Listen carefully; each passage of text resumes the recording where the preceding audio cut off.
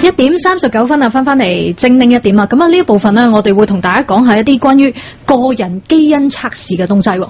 係啦，我哋直播室入邊咧有一位胸肺科嘅醫生，佢好中意研究咧係個人基因測試，亦都好中意研究咧係醫腫瘤嘅。不如由佢講講啦。係咁，我哋今日呢部分嘅嘉賓呢，就係呼吸系統科專科醫生郭旭龍醫生嘅。郭醫生你好，主持人你哋好。咁好多謝今日有時間啦，俾我可以喺度解釋一個比較新啲嘅醫學嘅技術，可以應用到俾我哋個人啦。喺醫學上咧可以用得到嘅就叫做個人基因測試。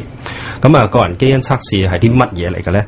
其實咧由50年代開始咧，我哋已經知道咧人入邊咧有細胞入邊咧有啲嘢叫做染色體。係染色體入邊咧就有 DNA。咁人入邊嗰30億個 DNA 咧就決定咗我哋嘅體質啦、健康啦，甚至乎有冇疾病風險嘅好重要嘅一個元素嚟嘅。咁基因科技咧喺過去嗰由50年代開始啦，咁直至到90年代就有個人基因圖譜呢一個計劃。咁技術一路咧都好高速咁發展緊嘅。咁直至到今時今日咧，已經成熟到去一個地步咧，我哋可以講得出咧，其實有超過7000種嘅疾病啦，其實係同基因係有關係嘅。咁另外好多身體上面嘅結構啊、體質啊，甚至乎天分啊等等咧，都係同基因有關嘅。你自己本身胸肺疾病咧？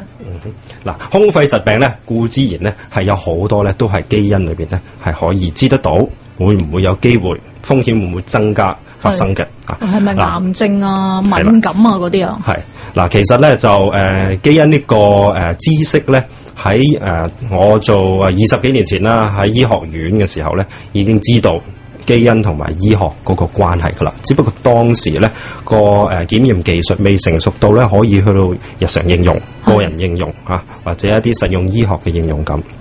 咁我做醫生嘅時候咧，成日咧都會見到咧好多我嗰科啦肺癌嘅病人嚟嘅。當然最常見咧就係自己生活習慣唔好，又食煙啦，有其他嘅原因啦，咁引致肺癌。咁但係我亦都時常見得到一啲生活健康好正常嘅，唔食煙又冇乜吸二手煙，甚至乎係年紀比較輕啲，可能係甚至女士添，第一次睇醫生，咁已經係末期嘅肺癌都有嘅。咁唔好話個病人本身啦，佢嘅家人啦，不停咁問點解咧？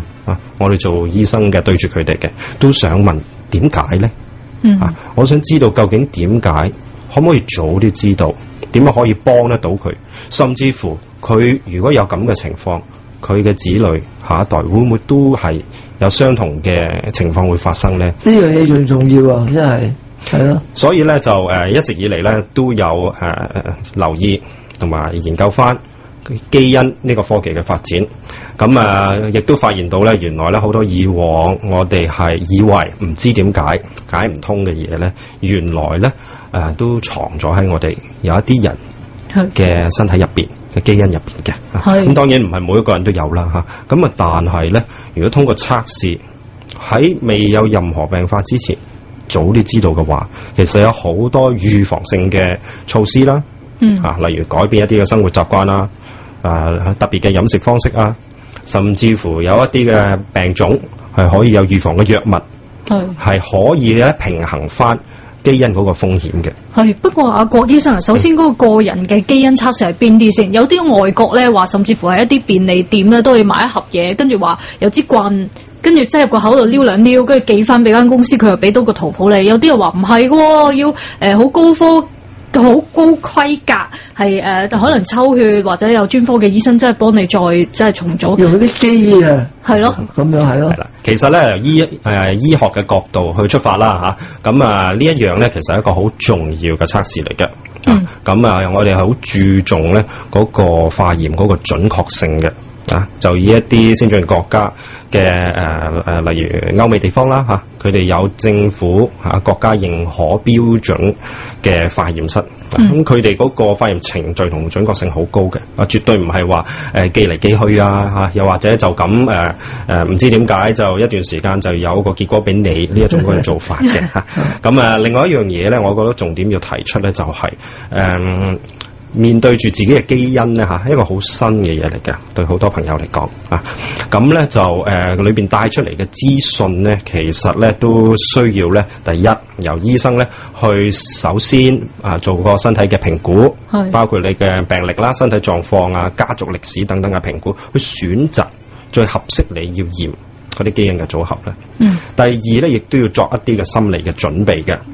我哋唔係去亦都最唔希望咧，就係希望知道一個資訊，咁去做一合適嘅相應嘅行為嘅改變啦。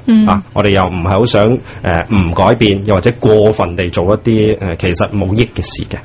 咁所以有個醫生喺第一步同你計劃好。做好嘅準備咧係重要嘅。第二個重點咧，我覺得咧喺個報告有嘅時候咧，都同個醫生一齊去解讀，都係緊要嘅。要明白有一隻高嘅病高嘅風險，究竟點解咧？究竟對我有咩意思咧？我諗未必一般一般人咧係咁容易可以明白得到甚至乎咧錯誤咁樣去對應翻咧係好唔理想嘅，即係解錯咗。可唔可以舉啲例子咧？例如啦可能咧有一啲亞洲裔嘅人士啦咁可能咧都埋藏住一啲罕有嘅遺傳病嘅風險嘅。但係咧嗰啲病咧好多時咧只係喺歐美地方嘅人嘅種族嘅人士咧先至會病發㗎。如果我哋驗咗，我哋身體雖然帶住一啲咁嘅偏差啦咁但係對我哋嘅種族嘅身體嚟講咧，呢啲一定唔會好罕有，並唔會發出嚟變成真嘅疾病嘅。但係如果你唔明嘅見到一個咁樣嘅風險嘅咁你就胡亂咁樣去推測自己真係會患病，去作一啲錯誤嘅舉動咧，係好唔理想嘅。咁所以咧，我哋解讀嘅報告好重要咧，就係要綜合翻你個種族啦，你個本身身體啦，生活習慣等等咧，去有一個合理嘅保健、預防疾病嘅方案咧，先至係最合適嘅做法啦。咁，但係幾時去驗呢個基因測試係一個好時機咧？一出世就驗結婚發育完成就驗結婚驗定幾時驗想生仔驗定點其實咧因為我哋嘅基因啦咁一出世咧就已經係定咗噶啦，其實咧就唔會變嘅。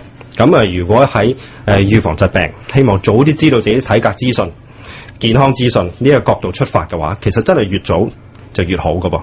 我有多啲嘅時間去為我嘅風險做一個嘅平衡，好似個加減數咁啫嘛。會唔會生病咧？可能基因佔咗一個部分，係一個加數嚟嘅。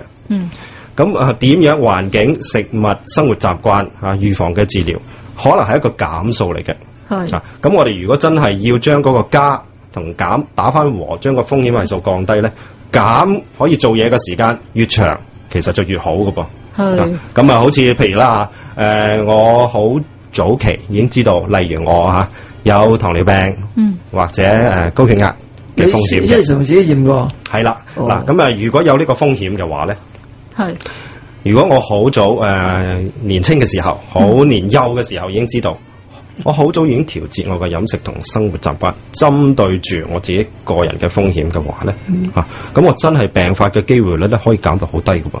好啦，譬如我成40-50歲之前嗰好多年咧，都冇乜特別去注意嘅咁平常咁咩都中意食就食咁可能一發現或者驗咗咁可能咧真係可以做到嘢嘅時間就短咗少少啦。